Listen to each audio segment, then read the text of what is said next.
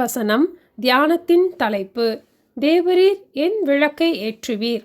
சங்கீதம் 18:28. தேவரீர் என் விளக்கை ஏற்றுவீர், என் தேவனாகிய கர்த்தர் என் இருளை வெளிச்சமாக்குவார். ஆண்டவரால் மட்டுமே நம் வாழ்வின் விளக்கை ஏற்ற முடியும். அவரால் மட்டுமே நம் இருளை வெளிச்சமாக்க முடியும். இருளில் இருக்கும்போது பாதையே தெரியாது.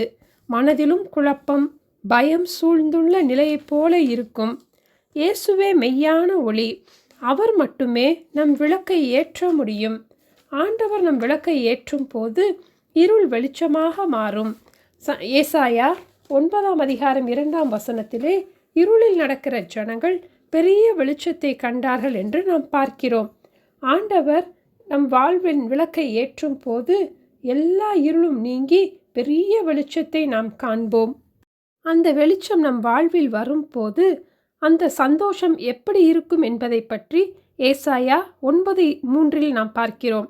அதற்கு மகிழ்ச்சியை பெருக பண்ணினீர், அறுப்பில் மகிழ்கிறது போலவும் கொள்ளையை பங்கிட்டு கொள்ளுகையில் களி கூறுகிறது போலவும் உமக்கு முன்பாக களி கூறுகிறார்கள் என்று பார்க்கிறோம். நீதிமொழிகள் 13:9 நீதிமான்களின் வெளிச்சம் சந்தோஷிப்பிக்கும். கர்த்தரின் வெளிச்சம் நம்மேல் உதிக்கும் போது நம் விளக்கும் எரியும், நம் இருளையும் ஆண்டவர் வெளிச்சமாக மாற்றுவார்.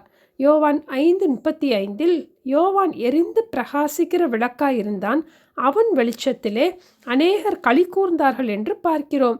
இந்த யோவான் செய்தது என்ன? மனம் திரும்புங்கள், பரலோக ராஜ்யம் சமீபித்திருக்கிறது, மனம் திரும்புதலுக்கு ஏற்ற கனிகளை கொடுங்கள் என்று மட்டும் பிரசங்கம் பண்ணினான். அதை கேட்டு பாவ இருளிலே, அறியாமையின் இருளிலே இருக்கிற ஜனங்கள் மெய்யான ஒளியாகிய இயேசுவை கண்டு கொண்டார்கள்.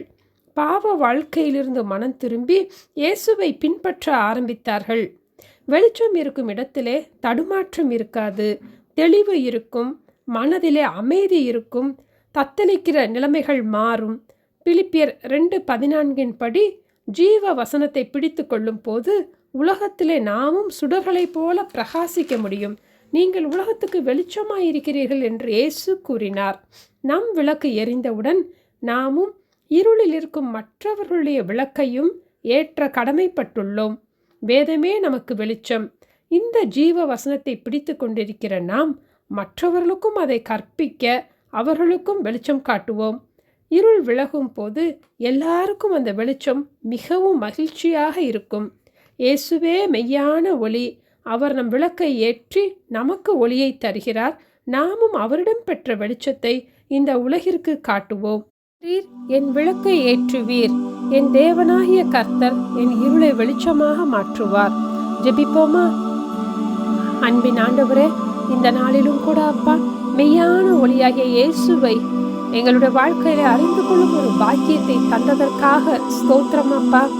ஆண்டவரே, எங்கள் விளக்கு மங்கி போன விளக்காக அல்லது அணைந்து போன விளக்காக இருந்தாலும் இந்த வேளையிலே எங்கள் விளக்கை மீண்டும் ஏற்றி எங்களுடைய விளக்கு யோவானுடைய விளக்கை போல எரிந்து பிரகாசிக்கிறதாக காணப்பட நீங்கள் உதவி செய்வதுமாய் ஜெபிக்கிறோம் அப்பா.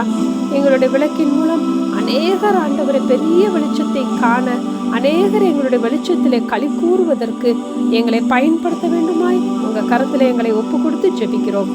எங்கள் ஜெபத்தை கேட்டதற்காக ஸ்தோத்திரம் அப்பா. இயேசுவின் நாமத்தில் ஜெபிக்கிறோம் பிதாவே, ஆமென். Thank you.